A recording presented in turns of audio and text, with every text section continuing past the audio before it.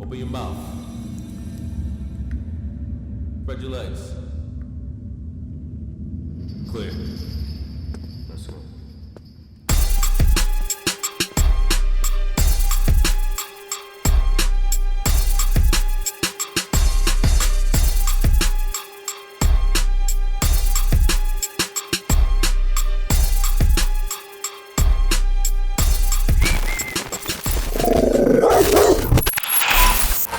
Hey yo, it's your boy SF, man, and we back for another episode of Dog in the Yard. Today we got Jesse James, aka Knick Gunz.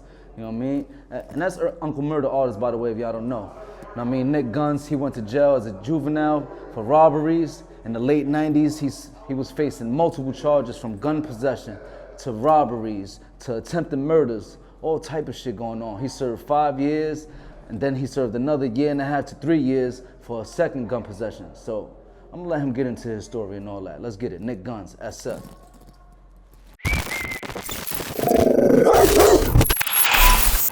What up, you already know what it is. Your boy Pistol Pete, welcome back to Dog in the Yard. And today we got Knick Gunz in the building. Straight from Brooklyn, right? Brooklyn all day, man. Brooklyn East in New the York, building. man. East New York in the building. What up? What's happening? What's up, Nick? Ain't shit, man. Cooling, man. Trying to stay alive. Yeah, how you been, brother? Everything good. I can't complain. Just working. Okay. Working. You working, man. That's what matters, man. Absolutely. A little bit about yourself. Let's get right to it. You know, for those that don't know Nick, background, you know, you from Brooklyn, East New York. Yeah. Back as far as moms, dads, siblings, you know, how was your upbringing? And let us know a little bit about yourself. Shit, the upbringing was, typical for that era. You know what I mean? I grew up in East New York.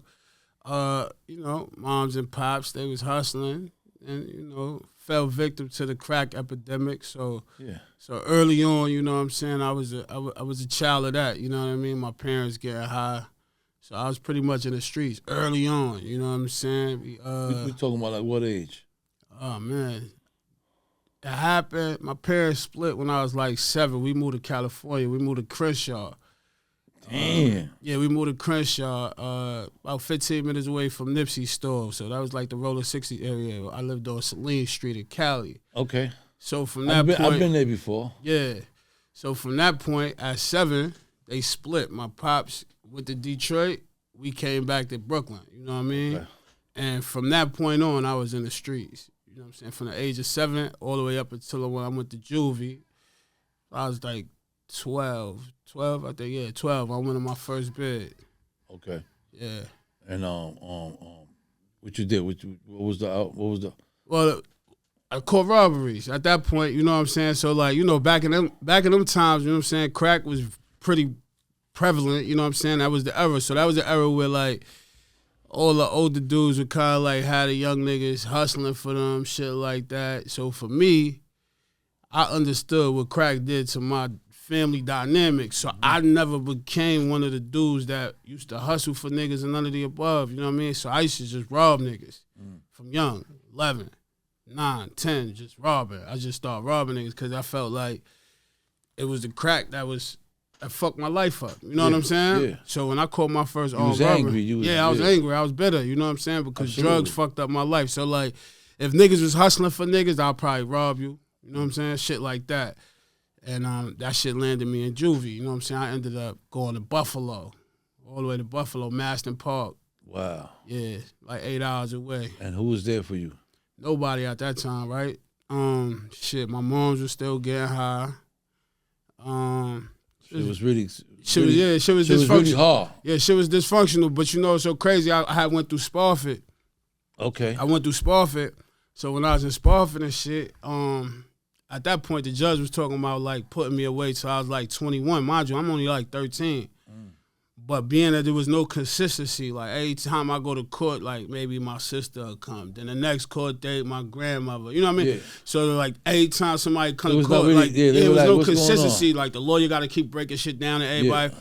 So I called my pops. He was in Detroit at the time. He just got a Jackson prison in Michigan. So I called him and he started flying in. You know what I'm saying? So he flying in from Detroit to Brooklyn. And basically the judge was like, yo, finally we see somebody love this kid. You know what I'm saying? But we can't let him go. You know what I'm saying? I had like 4 armed robberies. You know what I'm saying? Okay. So he's like, all right, he gonna do his time, but he can't come back to New York. So then they barred me and they shipped me to Michigan. So after I did my time in Buffalo, niggas escorted me straight to Michigan, Detroit. And now I actually grew up in Detroit for like 5-6 years. Wow. Yeah, Until the age of what? So I came back. I was like 18, and I came back. Back to Brooklyn. Now I'm off probation, parole, all that shit. Yeah. You know So what who you I'm came back to? I came back because my moms was still out here. Okay. So all my family and everything still out here, though. You know what I'm saying? It's just my pops had some shit going on out here where he left, so he was in Detroit, and then his family is all in Detroit. I get it. But ultimately, you know what I'm saying, I ended up coming back here because I left here from jail. So you know that feeling like I still like, I got to get back to my hood. You know what I'm saying? Get back like, to where you was. yeah, I got to get back to where I'm at. So I'm out that, there, yeah. you know what I'm saying, for 5 joints. But I'm like, it's still like I ain't been home yet Mm-hmm. because I've been out in Detroit for 5 years from prison. You still not in Brooklyn. You feel what I'm saying? Yeah. I'm still not in Brooklyn. So when I turned of age, I'm like, man, fuck that shit. I'm going back home. You know what I'm saying? I came back home. Yeah, hell yeah. And then what happened? You came back home. Oh, You started man. back into your shit. That was probably like one of the like if I have any I don't really have regrets in life, but if I could make a different decision, that'd have probably been the best. I would have never made that decision. You know what I'm saying? Just to come back because everything went crazy after that. You know what I'm saying? And what I encountered in Michigan was totally opposite of what I grew up in Brooklyn. But I was too young to process what was happening. You understand what I'm saying? I get it. You feel me? I'm too young to get it. You know what I'm saying? But I'm already like, how you say that shit? You out, look, you out in the, you out. I'm already from 7 to 12. I'm already condemned in a sense. You understand? I'm already conditioned street. I'm talking about, you know what I'm saying, 86, 87, 88, 89. I'm talking about, you know what I'm saying, like coming outside, you see a body right here. Yeah, you see a you was body really right used to all here. that. I'm already conditioned to what goes on the hood. in our environment. You know what I'm saying? Shout out to Master Killer from Wu-Tang. You know what I'm saying? Big homie. You know what I'm saying? I watched him. Son get busy. He had my block. He had Montauk and Belmont. You know what I'm saying? That's where I'm from in East New York. These are the characters that I watched and idolized. You know what I'm saying? Shout out, rest in peace to Gordo. Rest in peace to motherfucking Gordo. My man Red. One of my best friends was 14. Red. They killed him. Young. Killed him. 14. He getting money though. He's selling hella drugs. So these are the things that I endured at that young age from 7 to 13. I didn't witness everything you think that's of. all trauma right there. Trauma. Yeah. So now when I'm in Detroit and I'm looking at all the things that's here, I'm like, man, this ain't for me. In my brain, that's what I'm thinking. Because now life turned around for a nigga. You go to Detroit back in them times, you know what I'm saying, I'm out there, they got grass and shit. You know what I'm saying? We got a driveway and shit. It's different. We got a driveway, we got grass and shit. I don't know how to motherfucking process this shit. I'm fucking with my own mental. Because I'm like, man, this ain't it. I'm thinking about my mom's. She's still back in the hood getting high, fucked up. I don't want to be here. Like, my mom's, my sister, you know what I'm saying? I'm tweaking. Yeah, you want to come back. I want to go back. Not realizing I was supposed to stay there, get it all the way right. Yeah, get it all the way right. So then you can really help. Then I'll come back. Yeah. Then I can help. Then I can pull you out. You understand what I'm saying? Yes, sir. But I thought I could go back in the whole jungle and, Yeah, and make a change. come on, we going, nah, nigga, that shit sucked me in. Pause. Yeah. So In no time. yeah, that shit sucked you in real And quick. and when I tell you, no time. You know what I'm saying? So when you got in trouble, like you really, took it there. Yeah, nah, I took it there because I grew up, like, at the end of the day, right? For me, you know what I'm saying? My teenage years, which is your most important years in my life. And my brain, I feel like our most important years is our teenage years because that's what mold us. That's where we structure that. Our you morals. pick up a lot of shit. Yeah, our morals and shit like that. So my moral compass come from a West Coast ideology, Detroit. That's where I was at my teenage years. You understand what I'm saying? So the level of loyalty, the things that I learned that shit there. You understand what I'm saying? every aspect of my life, you know what I'm saying, in terms of that part, like I learned there, you know what I mean? So when I came back to New York, it's different. See, now Detroit is different. Detroit is real cultural based. This is pretty much, you know what I'm saying, either you from Southwest Michigan, Southwest Detroit, that's where all the Mexicans at. They don't have Dominicans, Puerto Ricans, they don't have none of that shit, right? Like it's just either Southwest Mexican, or you black. I got you. So far as blacks is concerned, like it was a different level of structure amongst the black community. It was no issues. Either you gonna play football, basketball, church. It was the whole big thing. It was like, you know, out here we be lost. You see a nigga going to church, you like, what? No, out there it's 1, 2, or 3, and you could be tough. You still doing it. Yeah.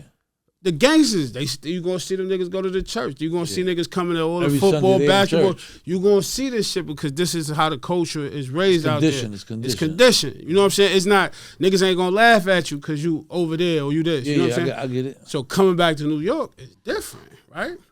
There's no structure amongst us, right? Because we got the Dominicans, we got the Puerto Ricans, we got the West Indians, we got the Jamaicans, we got the Trinidadians, we got this. So we all picking up from everybody. So now niggas don't have no one base, structure-wise. Right. So for me, that shit blew my mind. Because I'm getting crossed left and right. What the fuck? You my man. I just caught a bid for you. I just got knocked for you. I just sat in the interrogation room for 3 days for your crime, nigga. Yeah. How you gonna stash on me on this robbery? Yeah. All right, I'm gonna get you. I'm gonna get you, nigga. You know what I'm saying? Yeah, I get it. How the fuck you just fuck my bitch? Yeah. I just had a thing out with you, nigga. Yeah. Nigga just shot my crib up. Yeah. For the robbery you did. I didn't do it, but you fucking, I'm gonna get you. All right. So that shit turned me to a monster. Immediately. You know, when I look back now, when I sit back and I reflect on my past now, I be like, damn, so I was really just hurt. Yeah, you was just hurt. I was just hurt. A lot of us. We all was hurt. Yeah, well, yeah. Like realistically, Niggas I just wasn't, be hurt. you know what I'm saying? No ways of getting that help. And it's like, damn, if you try to reach out to somebody to get some help. Not at them times. Nah, what?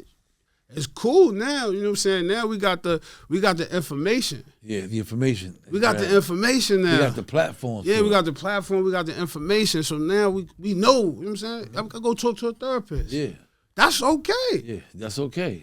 You Back in the days, it was like, what? You understand what I'm saying? You want to go see who?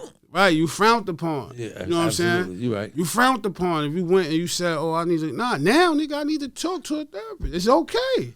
So what year you finally got, you know, you went and caught a case? When I caught the first joint was 99. Two attempt murders. Okay. 2 attempt murders, robbery and assault. I ain't really robbed a nigga, but that's what he, you know what I mean? Yeah. But That's what he was saying. Yeah, that's what he said. Yeah, nah, for real. That's what he said. That's how it be, yeah. But it was crazy because like even that bit I did, you know what I'm saying? Like, what was your first time? I mean, that was the first prison joint from Juvenile. That was like, I did the What year juvie was joint. that? The juvie joint. No, the 5 flat. Yeah. That was 99. Okay. 99. So you went to the island. Yeah. Hell yeah. So how was that going over the bridge? First time ever. You know, well, all the shit that you've been already experiencing shit in. So yeah, back then, when I caught that bit, I already went to, you know what I'm saying, Brooklyn House. Brooklyn House was crazy. I did Brooklyn House a couple times. I went to the island once or twice, but then when I took that trip over with that 5 and they put me at HDM. Different.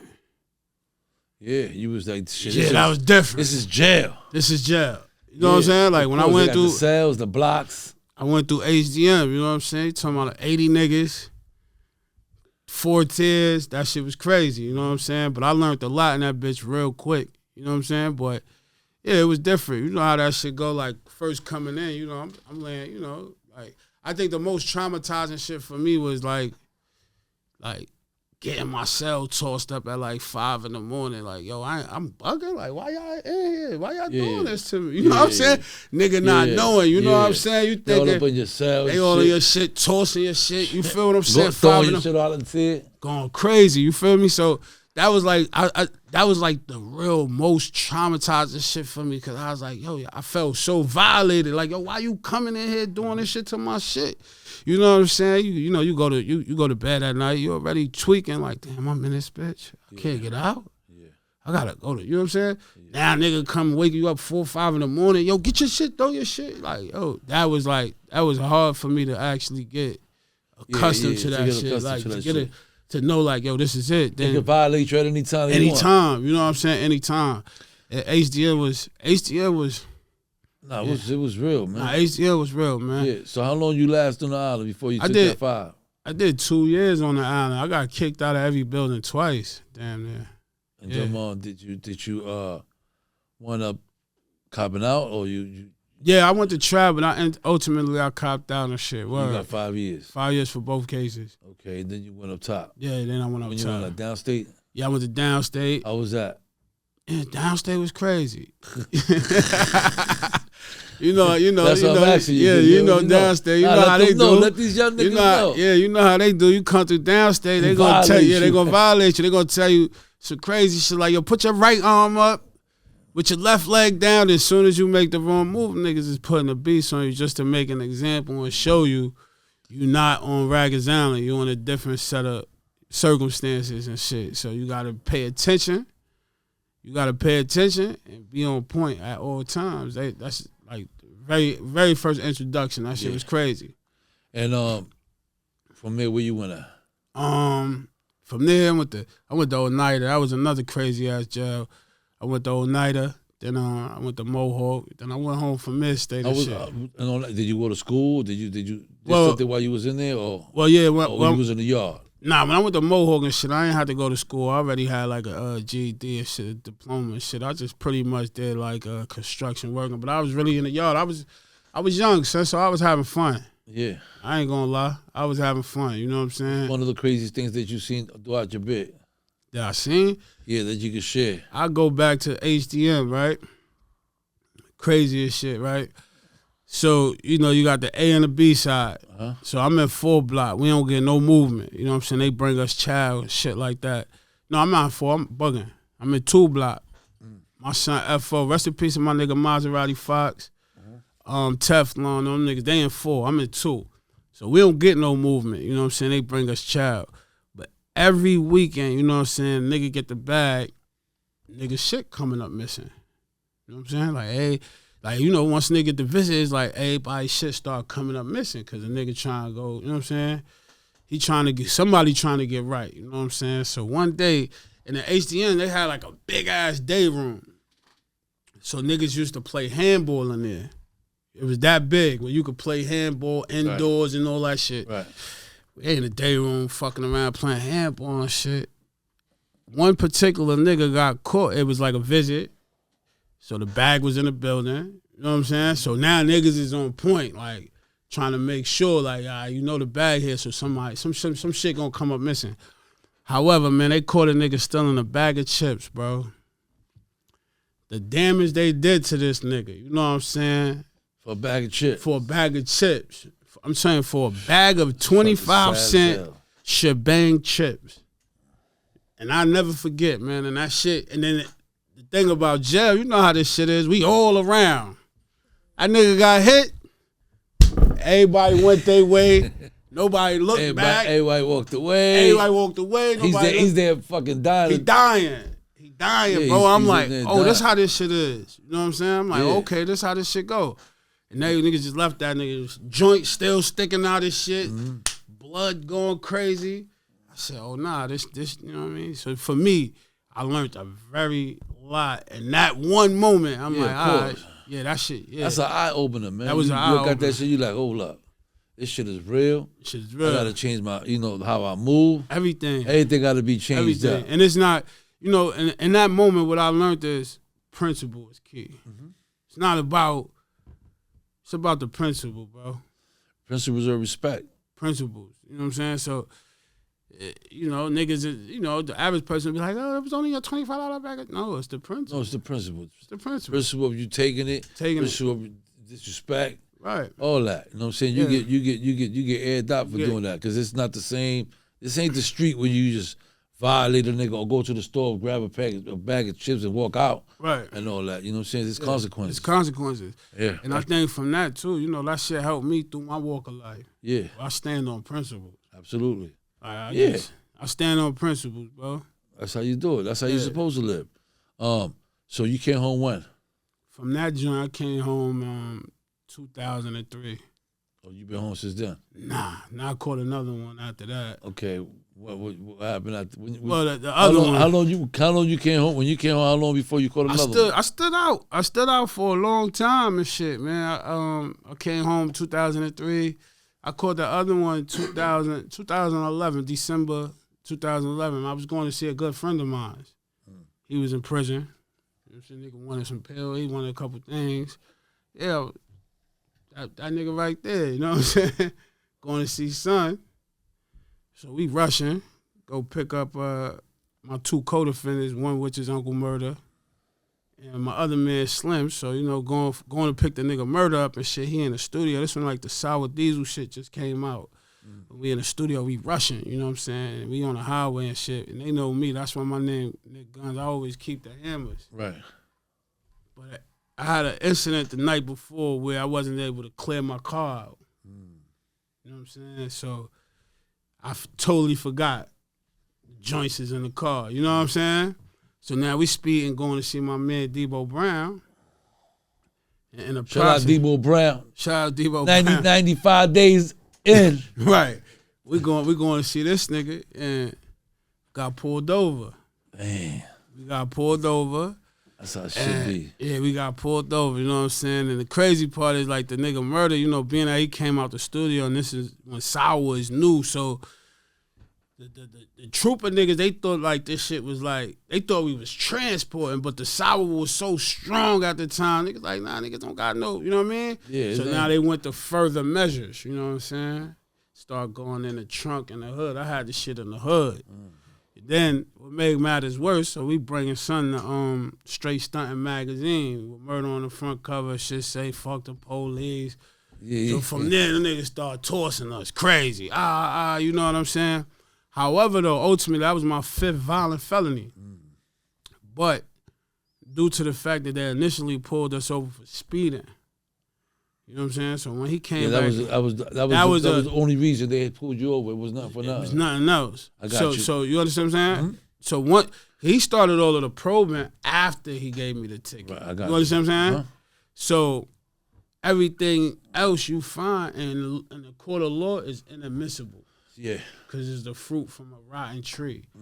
You understand what I'm saying? You didn't pull me over for no guns and none of that. You pulled me over for speeding. You wrote the ticket for speeding. Yeah.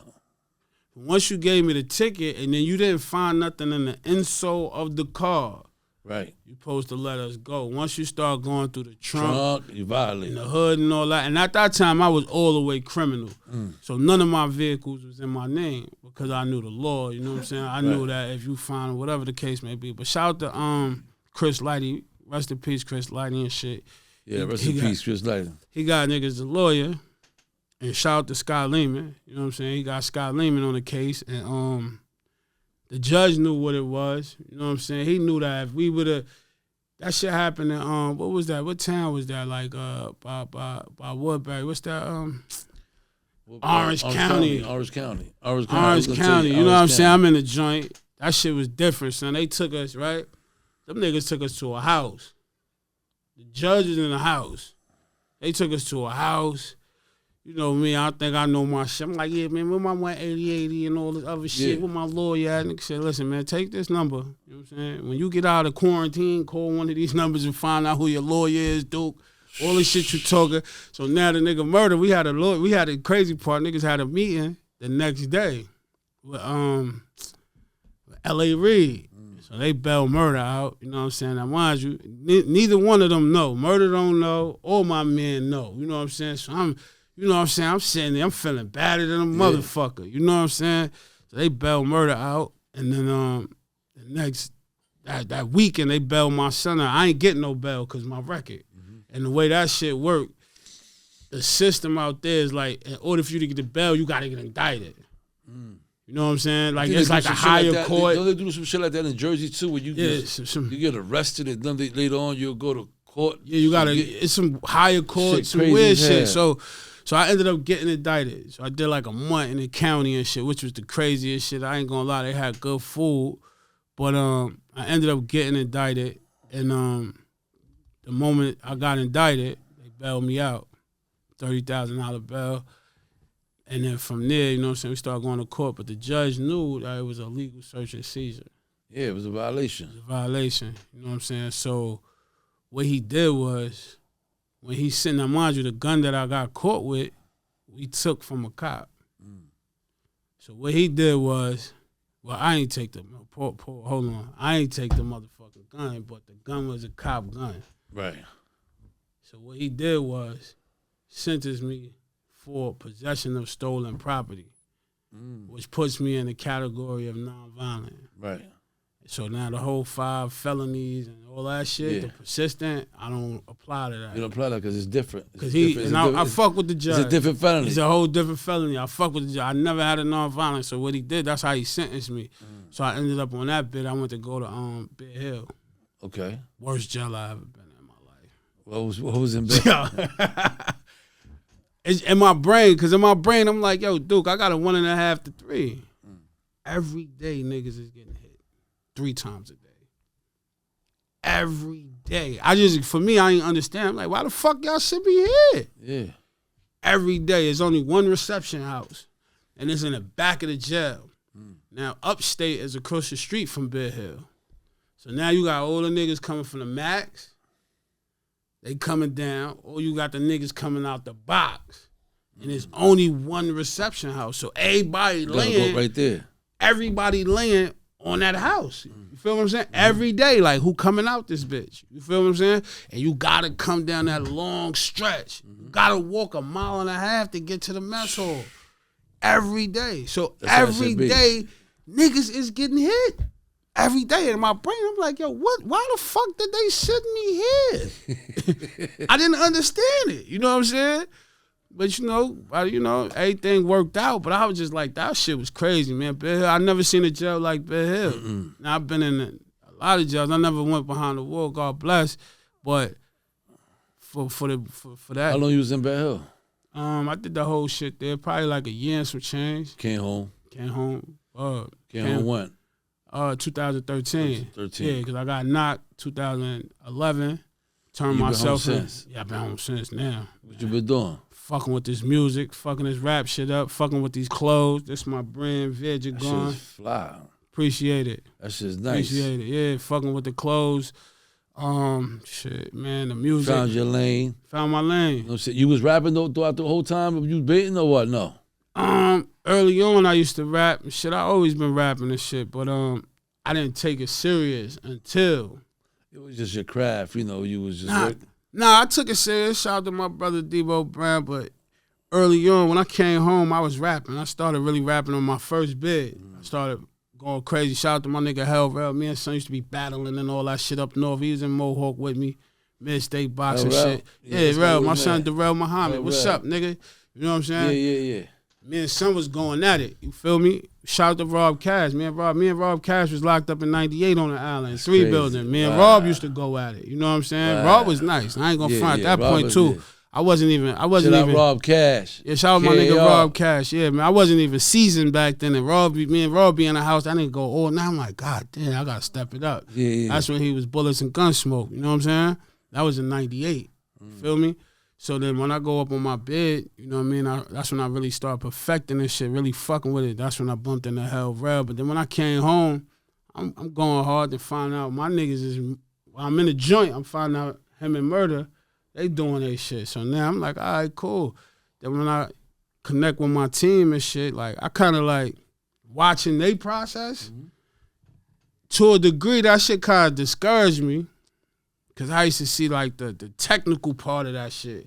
Shout out to Green Lantern. They got Green Lantern. They got heavy hitters. So now I'm critiquing myself too much because I'm listening to what these niggas. You understand what I'm saying? But I always rap. So most of all the Murder early projects with Green Lantern after Green Lantern and shit, I'm on his shit. You know what I mean? Okay. I got a verse or two on each project, but Okay. I wasn't taking it too serious. You know what I'm saying? You still was moving different. Yeah, we was chilling. You know what I'm saying? We was chilling. We was already doing the fly shit. We was already driving Benzes. We already was in houses with screen TV. So in my brain, I'm like, yeah, niggas just sound Rockefeller be good. I wasn't taking this shit serious. Right. But when I caught that bid in 2011, and I was sitting in that motherfucking day room, and I'm looking at French, Murder, all these niggas on BET. Mm-hmm. And I'm saying to myself, I was just in the hallway on 30th with the nigga French, and he just told me how he got his first 30,000 in Canada. Like, fuck New York, this is where it's at. And I'm sitting there in that day room, and I'm like, damn, fuck am I doing? So when I came home, you know what I'm saying, I just decided to go all the way. So I just been working, you know what I'm saying? Yeah. So what you working? Working on Hell yeah. some new shit? Got the new album coming out. Okay. And, before the year is out. Chronicles of Jesse James 4. That's the 4th series of the album. So far, I already got like 5 albums out right now in the streets. You know what I'm saying? Hell yeah. You've been working. Yeah, hell yeah, man. I just dropped the single with me and Millie's and shit. That shit been out for a minute, but it's still in rotation. Shout out to my nigga Millie's. Okay. Man. Let me ask you a question about prison reform. What you think about prison reform? Is needed? In terms of what, like? As far as it's changed for the better. You know, when you go in there, do we need programs? Do we need new adjustments so that brothers won't just go straight to the yard? Yeah, hell yeah. I'm gonna be honest with you. So on this joint, they told me, my last bit, they told me, you gotta do Hell Creek, you gotta do programs and shit. Cause so that last case, I had a bunch of E-pills. So they gave me a drug program, you know what I'm saying? So I went to Hell Creek. And I'm gonna be honest with you, for me, I don't know about everybody else, but my first bit, I had a lot of fun. It wasn't about trying to learn nothing. I was just moving. You just moving around. Moving, grooving, like when I think about it, I don't even this is probably the first time in my career I even talk about it. Because I don't want to influence niggas in the wrong way. Yeah. You know what I'm saying? Absolutely. I never even talk about that shit because I had a ball. Yeah, you was moving different. I don't got nothing bad to say about that shit. Right. I did everything to the highest level, chilled, you know what I'm saying? But my second joint, it was like college. Because I utilized all the programs all the way down to my transition and coming home. Mm-hmm. So it's all about the individual. They could put the programs is there. Yeah, the programs It's about the person. If you really want it. It's about what you want to do. Mm-hmm. You understand what I'm saying? And that's exactly what I did on my come out on this go round. Because I had a goal. I had an end goal to where I'm at right now. Everything I'm doing right now to this day, I wrote down in that cell. This clothing line, I built that shit in Barehill, in my shit. Like, yo, look, I'm going to call it this, I'm going to call it that. Focus. So everything you had a plan. It's a plan. Everything I'm doing right now is still a part of the plan. But the tools is there. It's about the individual. Because everything that was there, I used. Even down to when I got out. I signed up for the CEO program. I did all of that. You know what I'm saying? And did the construction, got my license, journeyman, all through parole. To keep myself away from going back in there. You understand what I'm saying? Yeah. So as far as prison reform, yeah, it works, but it's also the individual. Absolutely. Yeah, it's always up to the person. It's always up to the person. You know what I mean? 'Cause this shit could be, it's always been there. It's just there. Yeah. Like the programs is there. Yeah. But it's up to if you want to take the program. Shout out to one of my mans from the hood, you know what I'm saying? My nigga EB. When we did our first bid, he came home, he took up what's that shit when you fighting the bugs and all that? The Sturman control or something? Pet control. He did that 20 years ago. He's still, you know what I'm saying? Yeah, he's still focused. You talking about 20 plus years ago. He did it in jail. He's out here still killing mice and doing it. Yeah. Exterminator. He's still, you know what I'm saying? And getting bread, yeah. He's getting bread. Yeah. You know what I'm saying? He's getting bread. And I always used to look at him like, damn, why the fuck then I ain't like, you know what I'm saying? Because he took advantages. The problem is a lot of us, you know what I'm saying, we go on that bitch like, I ain't doing no fucking ready and willing and we got that pride shit. Yeah. See, my second joint. Stop the growth. I stopped the growth. See, my second joint, I'm on my fifth violent. You think I give a fuck about what you niggas think? Yeah. Yeah. Do you think I care? Word. I'm taking a train to Kelly, Intervale, all like, where y'all want me to go? Yeah. You know what I'm saying? I'm going to college on High Street, Grand Concourse. Where you want me to go? Yeah. Think I give a fuck about what these niggas think? And that was always the problem. And I think, again, the shit is there for us, but it's our pride. I know. Nowadays, it's really there. It's there. This is not like back in the days. Nah, it's We not. didn't have much. Now was we there. got everything. Now it's like everything out there. It's we got everything, bro. Everything is all in front of you. You got social media. Let's say it go right there. A nigga can't tell me nothing. You know, when niggas ask me certain shit I don't know, I be like, yo, Google it. Yeah, that's it. Google it.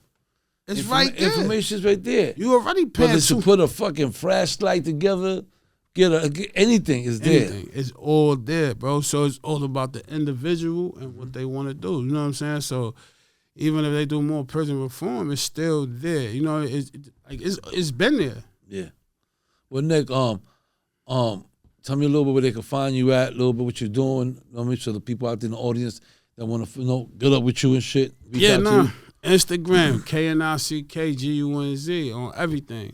You know what I'm saying? Instagram, Twitter, YouTube, everything. And your clothesline, what it's called? It's called True Lingo. So I got right now, we in the process, we got the True Lingo brand, and then we got the VRAI JARGON. So the VRAI JARGON, that's just what I got on. Same brand, but just a higher scale. A higher scale. You see what I'm saying? It'd be like the purple label or the True Lingo brand. I got you. So the True Lingo brand will be more like more streetwear. Dope, man. You got to get some of that shit up. You got to go up to up NYC. Yeah. And speak to my people. Joe, Joe got the stores. All right. And I was just over there in the Bronx and shit by South Box. Yeah, but you got to go to Broadway. The one on Broadway. Go to Broadway. You got to go to 157th Street in Broadway. Okay. You go there and you ask for Slow. And JB. Okay. I'm telling you, yo, Pistol said he sent me here, and I want to see the Slow and show him shit like that. Yeah. What you got on? Yeah. Yeah, we gonna do that. We gonna do that. Yeah, do that. Nah, we gonna do that. Do that because it's fly. Yeah, you know what I'm saying? Like I wear it. that. You know what I'm saying? That's fly. Yeah. You know what I'm saying? Anyway, with that being said, man, I want to thank you, man, for coming through. You already know. Nah, I appreciate you. You know what I'm saying? Brooklyn in the building, East New York, Knick Gunz, you know what I'm saying? Here, you know what I'm saying? And he brung Debo Brown. Debo Brown just came home, 95 days fresh. You know what I mean? Shout out to Brooklyn. You already know it's your boy Pistol Pete, dog in the yard, man. You already know.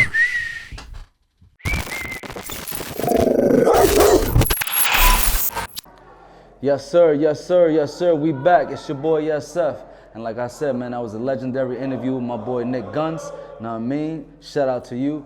See, you can go through a lot of trial and tribulations and run-ins with the law. He was released in 2013, and now he focused on his music. He got his 2 clothing brands. He's doing his thing, guys. So, you see, you could be in trouble early on, but you could always change your life. The choice is yours.